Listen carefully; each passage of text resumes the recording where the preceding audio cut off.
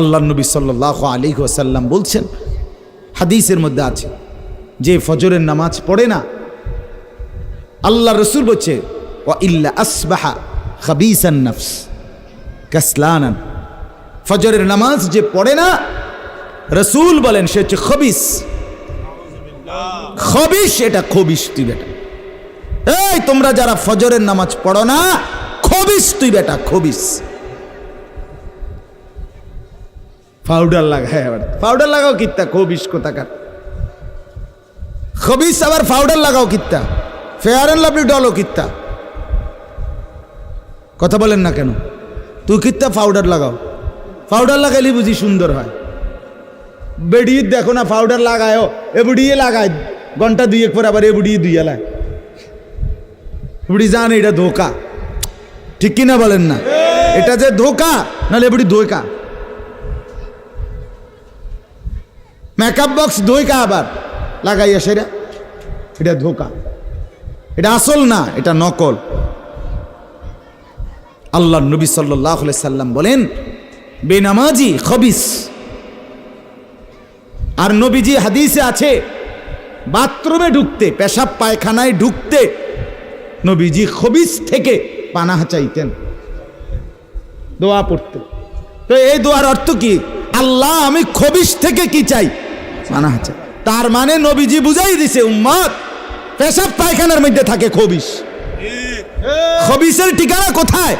Bathroom, bathroom, toilet. আল্লাহুম্মা ইন্নী আউযু বিকা মিনাল খুবুসি ওয়াল খাবায়েস। আল্লাহ খবিস থেকে পানাহ চাই। বাথরুমে ঢুকতে বলেন, জন্য বেনামাজি খবিস। এই খবিসের ঠিকানা টয়লেট,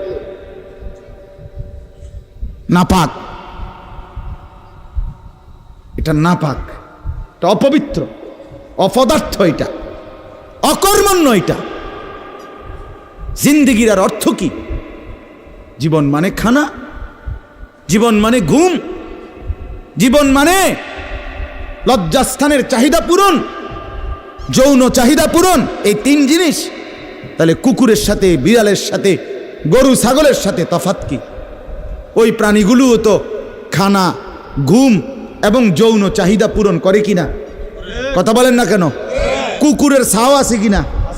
তো কুকুর বিড়াল খায় কিনা? কুকুর বিড়াল ঘুমায় কিনা? তো তোমার সাথে তফাৎ কি? বেনামাজি বলে সেজদা নাই যার কপালে, আমনের লগে জানোয়ারের পার্থক্য কোথা? আমনে খারাইয়া কনছে ভিডিও করুক, আমনে কোন? হ্যাঁ হ্যাঁ বলেন, এখন বলেন, আমরা শুনি, এনে 10 জনে বিচার করুক। পার্থক্য কোন? আপনার সাথে জানোয়ারের তফাৎ কি? ছেলেরা বলো বাবা, তোমরা যারা মাগরিবের নামাজ পড়ো নাই, হ্যাঁ, লজ্জা কোথায় তোমাদের? শরম কোথায়? এই বেহায়া, কোন লজ্জায় আল্লাহর জমিনে চোখ তুলে তাকাও? হ্যাঁ, নির্লজ্জ। ছি ছি ছি ছি ছি। মুসলমান এত আত্মমর্যাদা বোধহীন হয় কিভাবে? মালিককে চেনে না, বানানেওয়ালাকে চেনে না, গোলামি বোঝে না, সেজদা দিতেও মন চায় না। মুসলমান এত পাষাণ হয় কেমনে? আরে তার মা কোথায়? তার বাবা কোথায়? আরে তুই কোন মার দুধ খাইছত রে? তোরে কি মা দুধ খাওয়ায় নাই? তুই কি বাবার হাতে বড় হও নাই? তুই কি মুসলমানের ঘরে জন্ম নেও নাই? হায় না ফরমান। মা বাপ গুলোকে বললাম, কি ফুতেরে মা আমনে দুধ খাওয়াইলেন?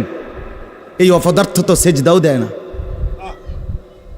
হ্যাঁ, এই বাপ কাল লাগে বিল্ডিং বানাইলেন? এই হাইওয়ান তো সেজদাও দেয় না।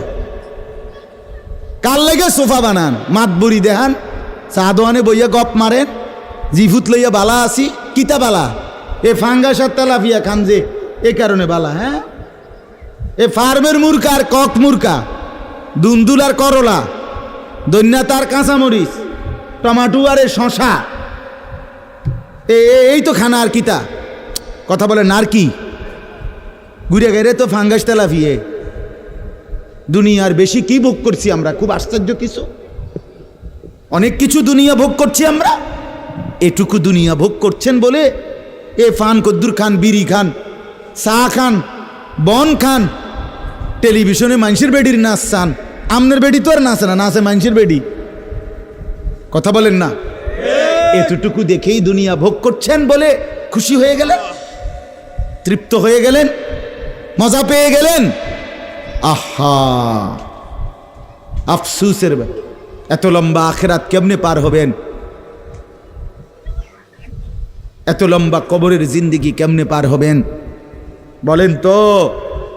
নূহ আলাইহিস সালামের জামানায় যারা মারা গেছে তারা আজ কত হাজার বছর কবরে পড়ে আছে। ইব্রাহিম আলাইহিস সালামের জামানায় যারা মারা গেছে তারা আজকে কতদিন কবরে পড়ে আছে। হ্যাঁ, আবু জেহেল আজকে কত বছর কবরে পড়ে আছে? 1450 বছর, আরো বেশি, 1450 বছর ধরে পড়ে আছে কবরে। এরপরে তো হাসরের মাঠ, এরপরে তো ফুলসেরাত, এরপরে তো জাহান্নাম, আর তো রইছে। তাহলে দুনিয়ায় থাকলি কতদিন, কবরে পড়ে রইলি কতদিন? আপনি বলেন। আবু জেহেল দুনিয়াতে ছিল 800 বছর, কথা কন না? আবু লাহাব দুনিয়াতে জীবিত ছিল 900 বছর, তো কবরে আছে কত বছর? তো বাঁচছে কয় বছর? নাহলে 60 বছর, নাহলে 70 বছর, ঠিক কিনা বলেন? তাহলে দুনিয়ায় ছিলি কতদিন, কবরে আসত কতদিন? আচ্ছা, এই কথাই এখনই মনে হইল? হ্যাঁ, এরপরে তো সামনেরটি রয়েছেই মিয়া, এখনো তো কিয়ামত আসে নাই, এখনো তো ইসরাফিল ফু দেয় নাই। একবার ফু দিবে, সব কবরে যাবে, আবার ফু দিবে, হাসরের মাঠ কায়েম হবে। আবার হাসরের মাঠের একদিন, খোদার কসম এই কোরআনে আল্লাহ বলছে, হাসরের ময়দানের এখন একদিন, প্রতি একটা দিন কয় ঘন্টা? হাসরের একদিন আল্লাহ বলছে 50,000 বছর, 50,000 সানা, 50,000 বছর। হাসরের ময়দানের পুরা সময় না, একদিন, একদিন। পুরা হাসরের মাঠ কতদিন সেটা আল্লাহই জানে। প্রিয় বন্ধু আমার, নষ্ট হয়েন না। ছেলেরা আমার, বাপ, বরবাদ হইও না। মনে করো কেউ বলে নাই, তবুও নষ্ট করো না নিজেরে। বাবা বলে নাই, মা বলে নাই, সর্দারে বলে নাই, মাতবরে বলে নাই, গ্রামের মুরব্বীরা বলে নাই, কেউ তোমারে কিছু বলে নাই, তবুও তুমি নিজেরে নষ্ট করে দিও না। হযরত ইব্রাহিম আলাইহিস সালাম, পুরা কওম, আপন মা, আপন বাপ, সবাই মূর্তি পূজক, কেউ তো ওনাকে ইমানের দাওয়াত দেয় নাই, তবুও সেই ছোট্টবেলার থেকে তিনি ওইখানে থেকেই উনি খুঁজে নিছেন আল্লাহকে। কাকে খুঁজে নিছেন? আল্লাহকে খুঁজে নিছেন, আল্লাহকে তালাশ করে নিছেন। কওমের লোকেরা বলছে যে তারকা এটা রব। বলছে আচ্ছা ঠিক আছে দেখি তো। কিছুক্ষণ পরে তারকা ডুবে গেছে। বলছে কই রব আবার ডুবে কেমনে? পরের দিন এলাকার লোকরা বলছে চাঁদ, এটাই আমগো রব। বলছে আচ্ছা ঠিক আছে মানে নিলাম, দেখি তো। ভোর হতে হতে দেখে চাঁদ নাই। কিও রব যদি জায়গা তো আমি বন্দা রইলাম, রব কু? বুঝেন নাই কথা? এরপরে বলছে সূর্য, এটা বড় সড়ো মোড়া তাজা, এটাই রব। হ্যাঁ, ইব্রাহিম আলাইহিস সালাম বলছে আচ্ছা দেখি তো। সন্ধ্যা হয়েছে আর সূর্য ডুবে গেছে। তো ইব্রাহিম আলাইহিস সালাম বলছে হায় আমার কওম, কি কও ইডি তোমরা? তোমার মাথা ঠিক আছে নি? রব কেমনে এর মোড়ে নামে? রব এমন হয় কেন? বানানেওয়ালা এত দুর্বল হবে কেন? তখন তিনি বলছে ইন্নী ওয়াজ্জাহতু ওয়াজহিয়া লিল্লাযী ফাতারাস সামাওয়াতি ওয়াল আরদা হানিফা ওয়া মা আনা মিনাল মুশরিকিন। যে না কওম শোনো, আমি তোমাদের বানানো কোনো দিকে ফিরবো না, আমি ফিরছি আমার চেহারা, আমার জিন্দেগি ফিরাইয়া দিলাম ওই সত্তার দিকে যিনি 7 আসমান ও জমিন পুরাটা বানাইছে। হানিফান, একনিষ্ঠভাবে আমি শুধু তার দিকে ফিরলাম। ওমা আনা মিনাল মুশরিকিন, আমি মুশরিকদের অন্তর্ভুক্ত নই, আমি আল্লাহকে ছাড়া কাউকে মানি না। হ্যাঁ, হযরত ইব্রাহিম আলাইহিস সালামের বাবা বলছে, পুত তোরে আমি তেজ্য পুত্র করে বাড়ি ছাড়া করে দেব। হযরত ইব্রাহিম আলাইহিস সালাম বলছে, আ'তাজিলুকুম ওমা তাদউনা মিন দুনিল্লাহ, আব্বা আমি আমনেরে ছেড়ে দিলাম, আপনি আমার কিতে ছাড়বে, আপনি বাইর জায়গা দিতেন না কিতে, আমি আইলাম না আপনি বাইর, আমার ইমান দরকার, আমার আখেরাত দরকার, আমি বন দিয়ে কিতে করব, আমি সোফা দিয়ে করবো কি, আমি বিল্ডিং দিয়ে করবো কি? যার বাপে বিল্ডিং করে দিছে না হাতে বেড়া পরে আর বিল্ডিং করতে আসছে না, মা কথা কয় না, বোঝেন নাই আমার কথাটা? যার বাপে জমি কিনা দিতে আসছে না এবারে পরে এবারে ফুতে আর কোনোদিন জমি কিনতে আসছে না, তো তো কি আপনি যে একবার উল্টাইয়া গেছেন। হ্যাঁ, আরে ফুত, আমি যদি কদ্দুর কিছু করে দিয়ে যাইতাম না পারি, আমি মরলে তারা খাইব কেমনে? না তারা চিরা খাইব, আর পরে আপনি 2 বস্তা চিরা কিনে দিয়ে যাইয়েন, আপনি মরলে আর কেউ দুনিয়াত কাম করতো না, আপনি একটা কামিলা মূর্তি আছেন শেষ। এটা ধোকার কথা না, বলেন না কেন? তো হযরত ইব্রাহিম আলাইহিস সালাম বলছে, আব্বা আপনাকে ছেড়ে দিলাম। ওমা তাদউনা মিন দুনিল্লাহ, আল্লাহকে বাদ দিয়ে যে আপনি যাকে ডাকেন সেই মূর্তি, আল্লাহকে বাদ দিয়ে যেগুলোকে আপনি ডাকেন, বাপ আমি এগুলোকেও ছেড়ে দিলাম। এবার ইব্রাহিম নবী বললেন, ও আদউ রব্বি, আমি শুধু কেবল আমার রব আল্লাহকে ডাক দিলাম,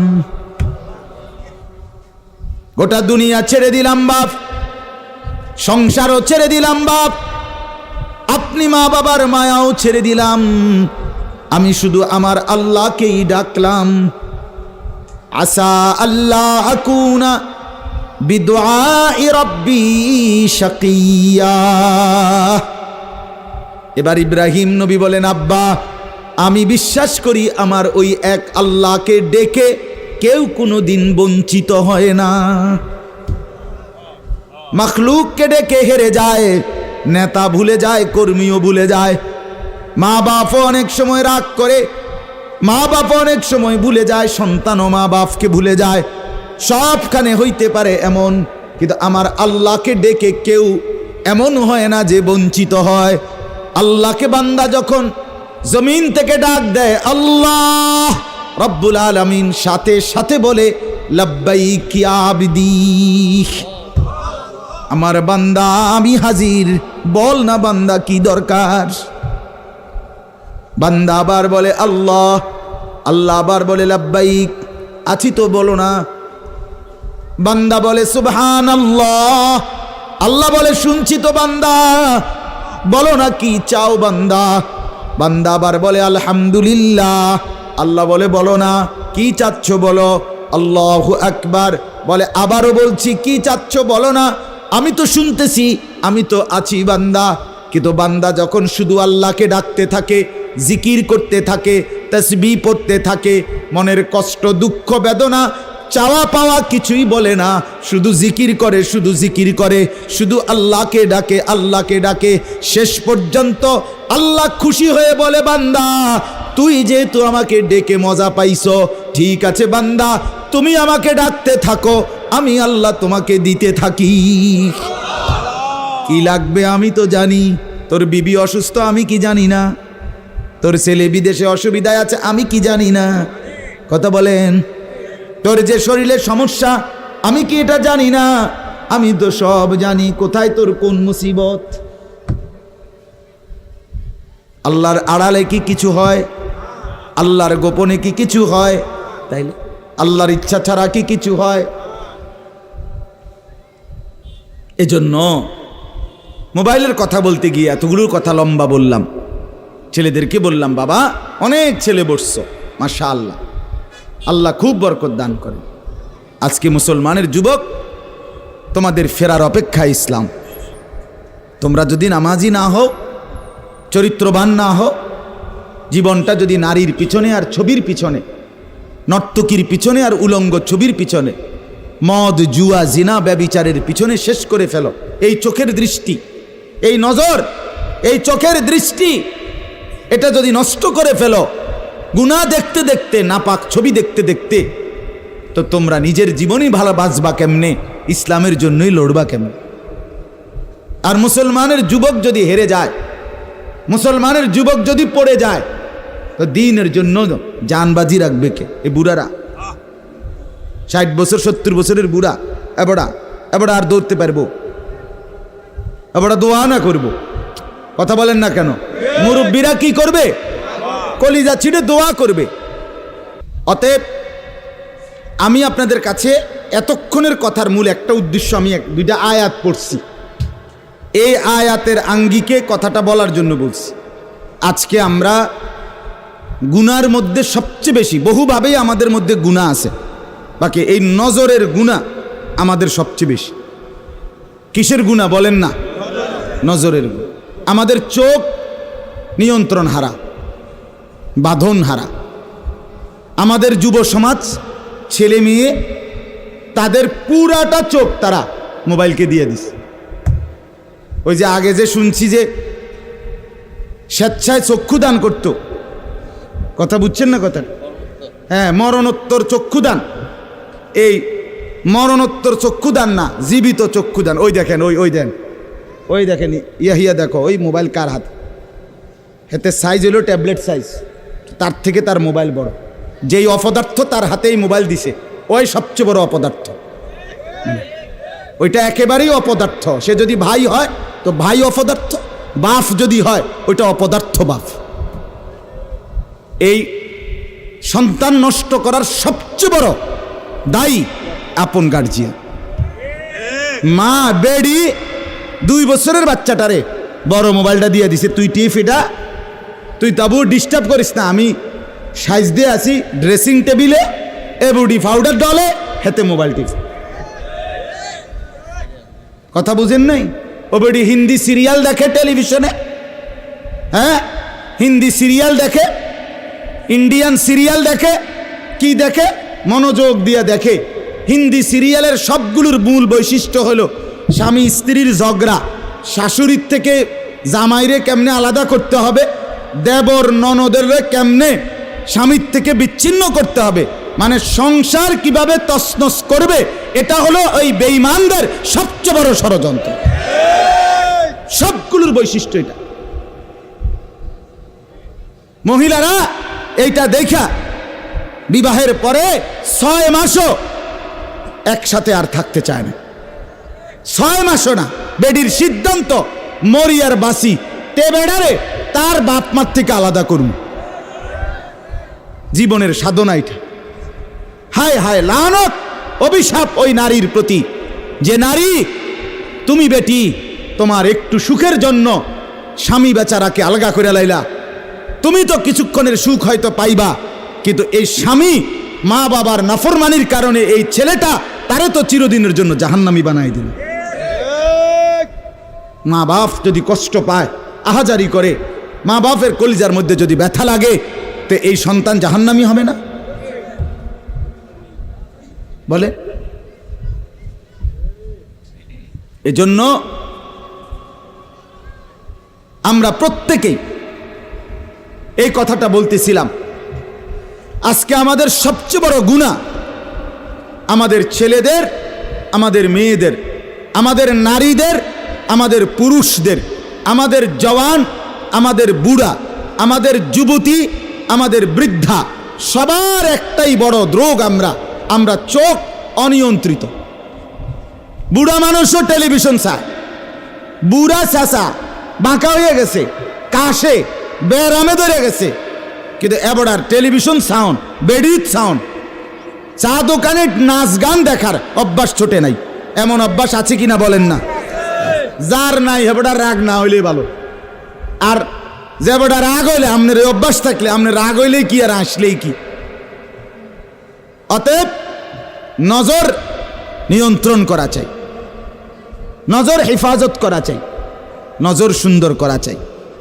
অতএব আমার বাপ, আমি আপনাদের কাছে কোরআনুল কারীমের এই 2টা আয়াতের তরজমা শুনাইতে চাই। এটা পুরুষদের জন্য, নারীদের জন্য, উভয়টা। একজন মুসলিম পুরুষ, তার ব্যাপারেও আল্লাহর হুকুম, একজন মুসলিম নারী, তার ব্যাপারেও আল্লাহর হুকুম।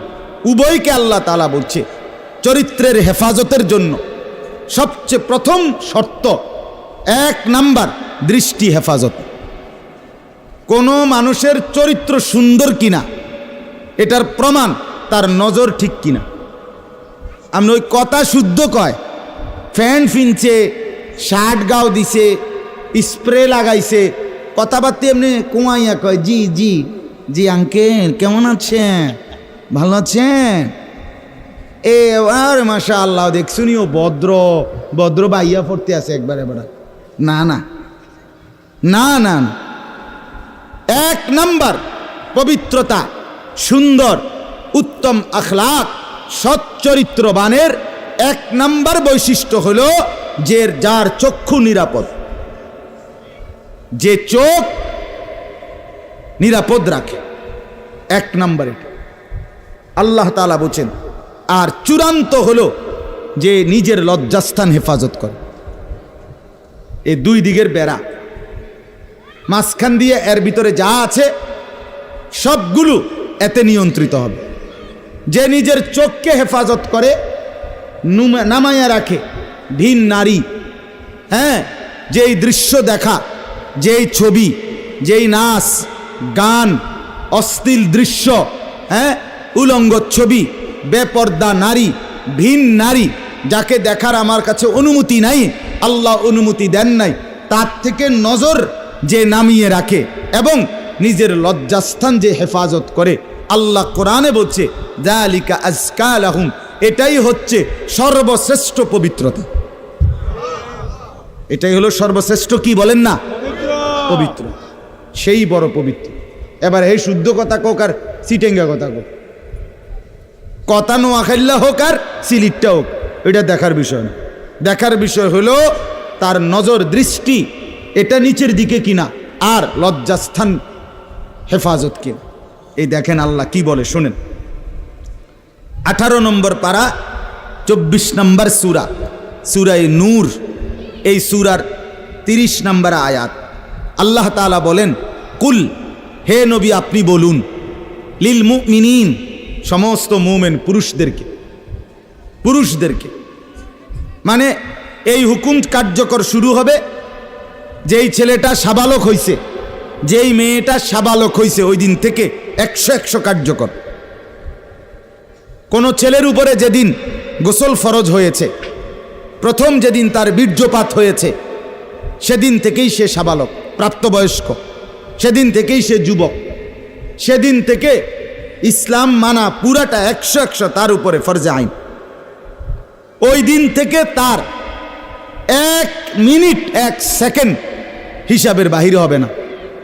প্রতি সেকেন্ড নিঃশ্বাসের জন্য তাকে মৃত্যু পর্যন্ত, মানে বালেগ হওয়ার দিন থেকে মৃত্যু পর্যন্ত যে হায়াত পাইছে যেদ্দুর, আল্লাহর কাছে হিসাব দিতে হবে তদ্দুর।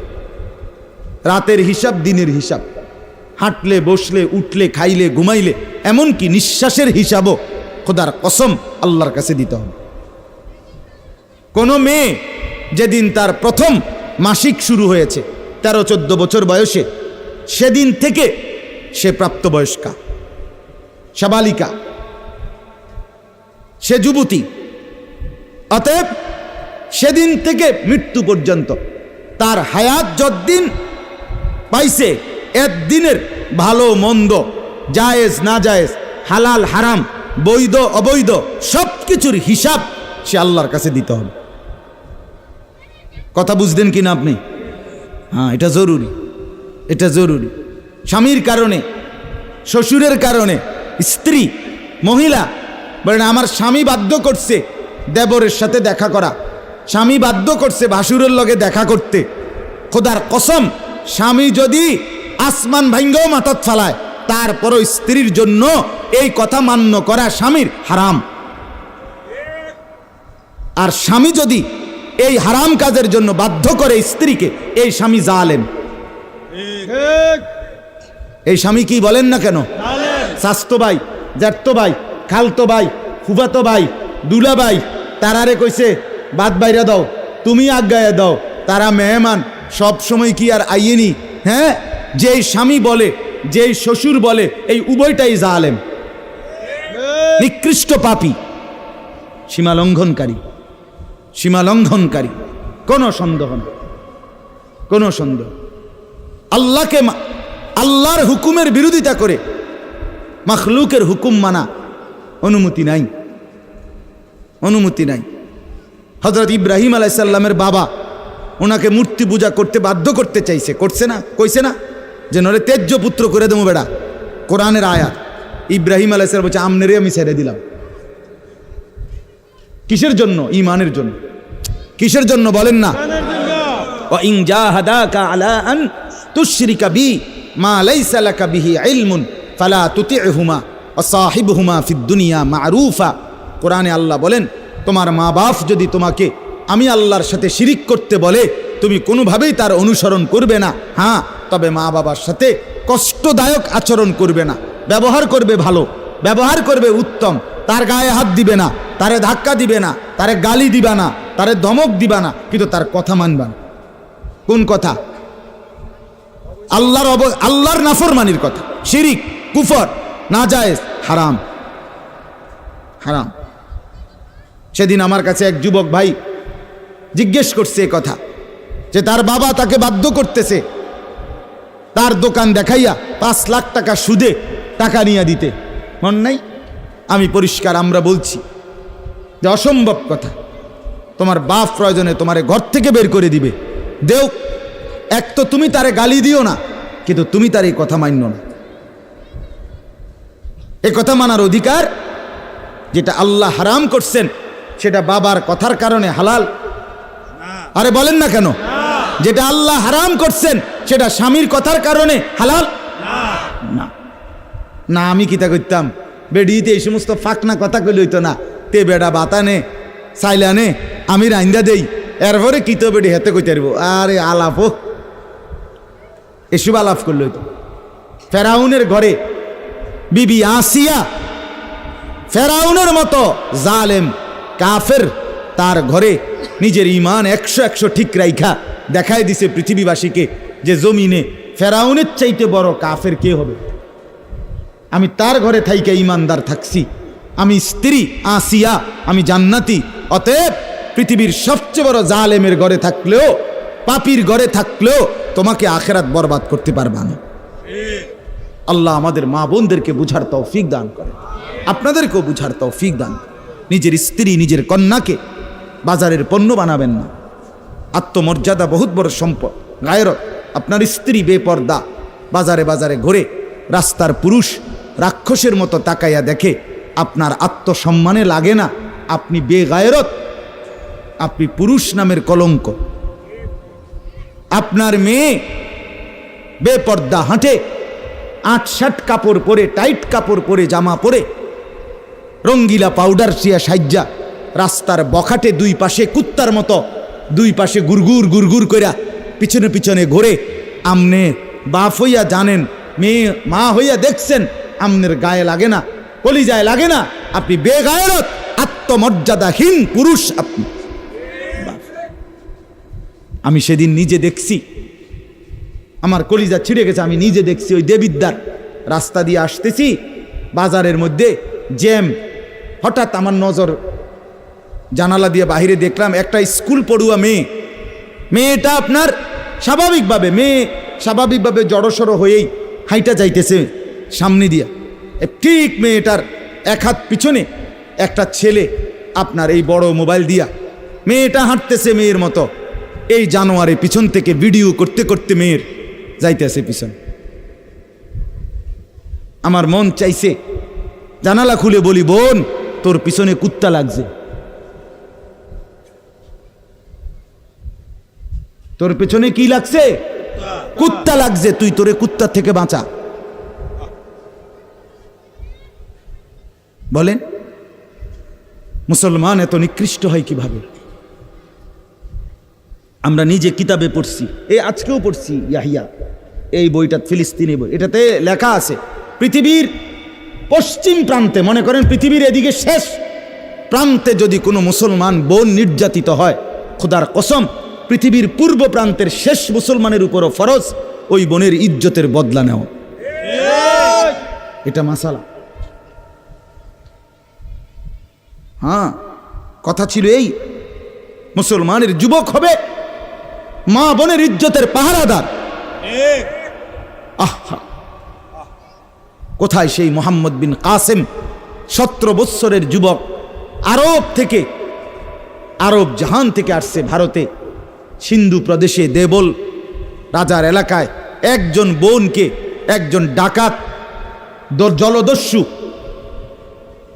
একজন পানির ডাকাত জলদস্যু তৎকালীন জামানায় একজন মুসলিম বোনের গায়ের ওড়না ধরে টান দিছিল। তখন ওই বোন চিঠি পাঠাইছিল হাজ্জাজ ইবনে ইউসুফের কাছে আরব দেশে, হাজ্জাজ তুমি বেঁচে থাকতে তোমার মুসলিম বোনের গায়ের ওড়না ধরে টান দিছে বেঈমান কাফের, তুমি এর বদলা নিবা কিনা আমি শুনতে চাই। হাজ্জাজ ইবনে ইউসুফ, আমরা কিতাবে পড়ছি, এরকম চেয়ার ছেড়ে লাফ দিয়া দাঁড়াইয়া চিৎকার দিয়া বলছে, বোন আমার, গোটা আরবের সমস্ত মুসলমান যুবক প্রয়োজনে জান দিবে, আরবের সমস্ত যুবকের কলিজা যাবে, জান দেবে, শাহাদাত বরণ করবে প্রয়োজনে, তবু আমি তোমার এই বেইজ্জতির বদলা নেব। 3 বার সেনাবাহিনী পাঠাইছে সে, 3 বার। প্রথম 2 বার পরাজিত হয়েছে মুসলিম বাহিনী, তৃতীয়বারে নিজের একমাত্র মেয়ের জামাই মোহাম্মদ ইবনে কাসেম রাহমাতুল্লাহ আলাই, এই উনি ওনারে দিয়া এরপরে এই সিন্ধু দেবল রাজাকে পরাজিত করে ওই বোনকে জেলখানা থেকে উদ্ধার করছে এবং এই হিন্দু রাজার এলাকায় কালেমার পতাকা উড়াইয়া দিছে। হ্যাঁ, সেখান থেকেই এই ভারতীয় উপমহাদেশে মুসলমানদের যাত্রা, ইসলামের সূচনা। এক বোনের ইজ্জতের জন্য ধর্ষিতা হয় নাই, কাপড় টান দিছে কেন? খলিফা মুতাসিম বিল্লাহ, এক ইহুদি, খলিফা মুতাসিম বিল্লাহ, মুসলমানদের একজন খলিফার নাম উমাইয়া খলিফা। ওনার আমলে একজন মহিলা ইহুদিদের এলাকায় গেছিল, বাজারে, পর্দানসীন বোরখাওয়ালা নারী। ওই ইহুদি, দুষ্ট এক ইহুদি, ওই মহিলার পিছন দিক দিয়া, বোরকার পিছনে কৌশলে পিছন দিক দিয়া গোপনে এমন এক রশি টান দিস বাঁধছে। রশি বাঁধ দেওয়ার কারণে মহিলা যখন সামনের দিকে আগাইছে, তখন এই রশির টান লাগাতে মহিলার বোরকা উঠে গেছে উপরের দিকে সামান্য, উনি পড়ে গেছে। এই মহিলা ওই বাজারে চিৎকার দিয়া বলছে, ওয়া মুতাসিমা, হায় মুতাসিম তুমি কই? তোমার মুসলিম বোনকে বেইজ্জতি করছে। সাথে সাথে খলিফা মুতাসিম বিল্লাহ পুরা বাহিনী নিয়ে আইসা ওই ইহুদি অঞ্চল পুরা জ্বালায় ফেলছে। কথা ছিল এই, বা কথা ছিল এই, রক্ত আর আমাদের গায়রত আর আমাদের হারিয়ে ফেলেছি। পরের মেয়ে দেখতে দেখতে, পরের নারী দেখতে দেখতে, টেলিভিশন দেখতে দেখতে, নিজের বিবি বাচ্চারও লাগাই দিছেন, নিজের ঘরে টেলিভিশন চাইতো, নিজেও বইয়া বইয়া চা দোয়ানে বেড়ি চান, টেলিভিশন চান, ফুতেও সারা রাত সারা দিন সমবয়সী ফুলানের লগে হাইটটা মোবাইলে ছবি চায়, তো সমাজ গড়বে কে? পরিবার নিরাপদ থাকবে কেমনে? কথা বলেন না কেন? বুড়ারাও চা দোয়ানে, বেড়ি তো ঘরের টেলিভিশনে, ফুলাফাইনে মোবাইলের আড্ডায়, তো মানুষ চরিত্রবান হবে কিভাবে? কমপক্ষে মুরব্বিগত লজ্জাবোধ থাকা উচিত। আমার এটা মাথাতে ধরে না, মানে দাড়িওয়ালা 60 বছরের বুড়া বেড়া কেমনে বেড়ি চায় চা দোয়ানে বই? আমার একারে বহুদিন ভাই, আমি এটা অনেক দিন চিন্তা করে চাইছি, মানে এটার কারণটা কি? আরে এরকম বুড়া বেড়া কিনলে বেড়িয়ে চাইবে? আমনের কি জীবনটা আজ এতটা বছর পরেও এখনো আমনের আখেরাতের কথা মনে পড়ে নাই? আরে কি ডাকাইতো আমনে? আমনে মরতেন না? আয় হায় হায়, আল্লাহ, একটা সমাজের মধ্যে কিছু মানুষ তো থাকা উচিত। আরে বলেন না, 2, 4, 10, 50 জন মানুষ তো একটা সমাজে থাকা উচিত, যারা সবাইকে চরিত্রের কথা, আখলাকের কথা, নামাজের কথা, আল্লাহর কথা, পরকালের কথা বলবে। এটা কি উচিত না? কথা বলেন, উচিত না? কিছু মানুষ উচিত না। কই মানুষগুলো কই? বলেন না চাচা, ওই মানুষগুলো কই? চেয়ারম্যান ভাই বলেন, কই মানুষগুলো কই? আচ্ছা চেয়ারম্যান আপনি কোন ভাই, আমি তো এতক্ষণ খেয়াল করি নাই। আরিফ ভাই আমাদেরও খুব কলিজার টুকরা, মহব্বতের আমার। তো আপনি বলেন, একজন চেয়ারম্যানকে বলতে বলেন মাইক দিয়ে, এখন এক সপ্তাহে এক মাসে এই নারী গঠিত কেলেঙ্কারির কি পরিমাণ বিচার তারা করতে হবে? আমি অসংখ্য চেয়ারম্যানের সাথে কথা বলছি, প্রায় বলে হুজুর সমাজটা খাইয়া লাইছে একদম। এই যে বলতেছে এটাই বেশি। চরিত্রহীনতার সয়লাভ। আহারে নারী, বেচারা স্বামী 16 বৎসর বিদেশ করছে, হায় রে কলজা ফাটা তার কষ্ট। কি পরিমাণ রোদ্রে টাকা রোজগার করছে, কয়টা টাকা। আমি তো সৌদি আরবে যে কয়বার আল্লাহ নেওয়ার তৌফিক দিছে, হজ উমরায় গেছি, অন্য কোনো কারণে না, প্রতিবারই দেখছি বাফ আহারে প্রবাসীদের কষ্ট কাকে বলে। প্রখর রোদ। এই শুধু তর্জমাটা শোনেন, 5 মিনিটে শেষ হয়ে যাবে তর্জমা। আল্লাহ তাআলা বলেন কুল্লিল মুমিনিনা, হে নবী আপনি মুমিন পুরুষদেরকে বলেন। তাহলে পুরুষ বলতে কি বুঝাইছি, বুঝছেন তো এটা নাকি? যেদিন থেকে সাবালক, আর মহিলা যেদিন থেকে তার মাসিক শুরু হয় প্রথম, সেদিন থেকে নারী। আল্লাহ বলেন হে নবী প্রত্যেক পুরুষকে বলেন ইয়াগুদ্দু মিন আবসারিহিম ওয়া ইয়াহফাজু ফুরুজাহুম, তারা যেন বাধ্যতামূলক 2টা কাজ করে। এক, ইয়াগুদ্দু মিন আবসারিহিম, তারা যেন তাদের চোখ নিচের দিকে নামায় ভিন নারী থেকে, নাজায়েজ দৃশ্য থেকে, যে জিনিস দেখার অনুমতি নাই, যেই ছবি দেখার অনুমতি নাই, যেই নারীকে দেখার অনুমতি নাই, তার থেকে যেন তারা চোখ নামায়। ওয়া ইয়াহফাজু ফুরুজাহুম, এবং প্রত্যেকটা মুমিন যেন নিজের লজ্জাস্থানকে হেফাজত করে।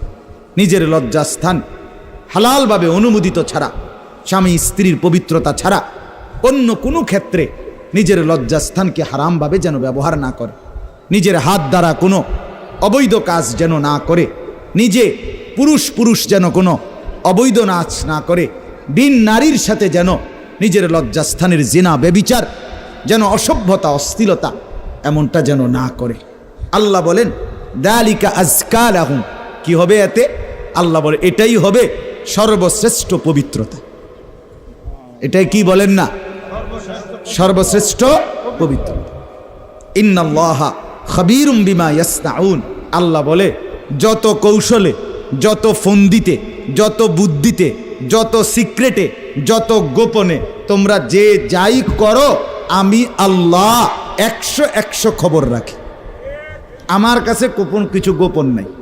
অন্তরের হালাত, বাহিরের হালাত, কক্সবাজারের দৃশ্য আর বাড়ির দৃশ্য, রাত গভীরের দৃশ্য, দিনের আলোর দৃশ্য, গোপন জায়গায়, হোটেলে, রেস্তোরাঁয়, অথবা পার্কে, বিনোদন কেন্দ্রে, অথবা মোটরসাইকেলে আরেক বেটার মেয়ে আরেক দিকে নিলাগা, যাই নাও, যেখানেই নাও, যত গোপন জায়গায়, মা দেখে নাই, বাবা দেখে নাই, গ্রামবাসী শুনে নাই, কেউ জানে নাই, কিন্তু আল্লাহ বলে বান্দা আমার খবর আছে, আমার থেকে আড়াল করতে পারবে না। অতএব চোখের হেফাজত, চোখের হেফাজত। বুড়া মানুষ আপনাদেরকে মৃত্যু পর্যন্ত, 90 বছরের বুড়া, আমার বুড়ো হয়ে গেছি, বয়স হয়ে গেছে না, মানুষের শরীর আড্ডি মাড্ডি বয়স হয়। শাহওয়াত যেটাকে বলে, কামনা বাসনা, এটা কখনোই বুড়ো হয় না, বুড়ো হয় না। হ্যাঁ সোজা কথা, আমি খোলামেলা বললাম, শাহওয়াত কি হয় না? বুড়ো হয় না। এজন্য বালেগ থেকে বৃদ্ধ পর্যন্ত সবাই এই হুকুম। 2 নাম্বার আল্লাহ বলেন 31 নম্বর আয়াত, অকুল্লিল মুমিনাতি ইয়াগদুদনা মিন আবসারিহিন্না ওয়া ইয়াহফাজনা ফুরুজাহুন্না, হে নবী আলাদাভাবে আপনি মুমিন মহিলাদেরকেও বলেন, নারীদেরকেও বলেন, তারাও যেন এই 2টা কাজ করে। কি? চোখ নামিয়ে রাখে, চোখ নামিয়ে রাখে। কোনো নারী যেন রাস্তার পুরুষ, ভিন পুরুষ, যাদেরকে দেখার অনুমতি নাই, এই যে দেবর, এই যে ভাসুর, চাচাতো ভাই, মামাতো ভাই, ফুফাতো ভাই, খালাতো ভাই, দুলা ভাই, এরকম মানুষগুলো যাদেরকে দেখার অনুমতি নাই, রাস্তার পুরুষ যাদেরকে দেখার, চোখ ফেলার অনুমতি নাই, তাদের থেকে যেন চোখ নামিয়ে রাখে। ওয়া ইয়াহফাজনা ফুরুজাহুন্না, আল্লাহ বলে প্রত্যেক নারীকে বলেন হে নবী তারাও যেন তাদের লজ্জাস্থানের হেফাজত করে। এক নারীর সতীত্ব, তার ইজ্জত, তার সম্ভ্রম, এটাই তার জীবনের সবচেয়ে বড় সম্পদ। যে নারী সতীত্ব হারা, যে মেয়ে ইজ্জত হারা, তার জীবনে আর 2 পয়সার কোনো মূল্য নাই। জন্তু জানোয়ারের কোনো মূল্য থাকতে পারে, কিন্তু এই বেহায়া, বেশরম, লজ্জা হারা, ইজ্জত হারা, যেটা যদি কেউ ধর্ষিতা হয় নাই কিন্তু পর পুরুষের সাথে অবৈধ সম্পর্ক করে, হারাম প্রেম করে, ভিন পুরুষের সাথে নিজের ইজ্জত নষ্ট করেছে, নিজের চরিত্র নষ্ট করেছে, খোদার কসম তার 2 পয়সার কোনো মূল্য এই সমাজে, দুনিয়াতে, আখেরাতে কোথাও নাই। সে ঘৃণিত, সে লাঞ্ছিতা নারী, এটার আর কোনো মূল্য নাই। এই জন্য বিবাহ বহির্ভূত প্রেম করার পরে, বিবাহ করার পর এই বিবাহ আর টেকে না। আমার কাছে বলি হুজুর কি গভীর সম্পর্ক ছিল, এখন বিয়ে করলাম 8 মাস না যাইতেই সংসারটা জাহান্নামের টুকরা হয়ে গেছে। আমি বললাম মূল কারণ হইল বিয়ার আগে আমনো হেবুডির কোনো দোষ ধরেন নাই, হেবুডিও আমনের কোনো দোষ ধরেন নাই, শুধুই কেবল ভালোই বাসছেন, কিচ্ছু আর কোনো ত্রুটি দেখেন নাই। তুমি না খুব ভালো, ও না এত ভালো, এডি তো ছিল আগে, যে সময় আপনি বালা বালা খাওয়াইছেন, চটপুটি, নুডলস, তারপরে বিভিন্ন বার্গার, এই সময় তো আরামে কথা কইছে। এখন যখন বিবাহ হয়ে গেছে, সংসার শুরু হয়েছে, এখন নুনের মধ্যেও দোষ, চিনির মধ্যেও দোষ। নুনও আগের মতো কড়া লাগে না, চিনিও আগের মতো মিঠা লাগে না। কথা বুঝেন না? এখন ভালোবাসা ঠুস। ভালোবাসা কি? এজন্য আল্লাহ বলেন, নারীকে বলেন নজর নামাইতে এবং নিজের লজ্জাস্থান হেফাজত করতে, বাকিটা অন্য কোনো দিন। আল্লাহ তাআলা আমাদের প্রত্যেক পুরুষ নারী, যুবক যুবতী, জওয়ান বুড়ো প্রত্যেককে নিজের চরিত্রের সৌন্দর্যের জন্য চোখ দৃষ্টি নামানো এবং লজ্জাস্থান হেফাজত রাখবার তৌফিক দান করেন। আল্লাহ তাআলা কবুল করেন।